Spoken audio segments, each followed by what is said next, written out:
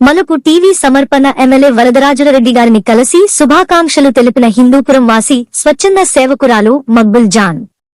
గత వైసీపీ ప్రభుత్వం విదేశీ విద్యను రద్దు చేయగా అందులో విద్యను అభ్యసించే వారిలో తన కుమార్తె కూడా ఉందని అప్పటి వైకాపా నాయకులు అందరినీ కలిసి మొరపెట్టుకున్నా ఏ ఒక్కరూ పట్టించుకోలేదని రాష్ట్ర వ్యాప్తంగా నిరసనలు నిరాహార దీక్షలు చేస్తే ఆమె నిరాహార దీక్షలు పోరాటాలు భగ్నం చేసిందే కాక హిందూపురంలో జీవనం గడుపుతున్న వారి వ్యాపారాలను మూపించి అష్టకష్టాలు పడేలా చేయగా అప్పటిలో నారా చంద్రబాబు నాయుడు గారిని పవన్ కళ్యాణ్ గారిని కలిసి తన కష్టాలను చెప్పుకోగా తెలుగుదేశం ప్రభుత్వం వస్తూనే న్యాయం చేస్తామని ఇచ్చిన హామీ మేరకు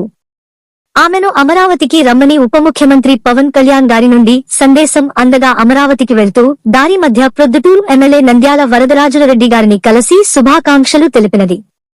అనంతరం ఆమె పోరాటాలను గురించి తెలుసుకుని ఎమ్మెల్యే గారు అభినందించారు. కార్యక్రమంలో ఆమెకి మద్దతుగా Proddatur star foundation president Sirajuddin, secretary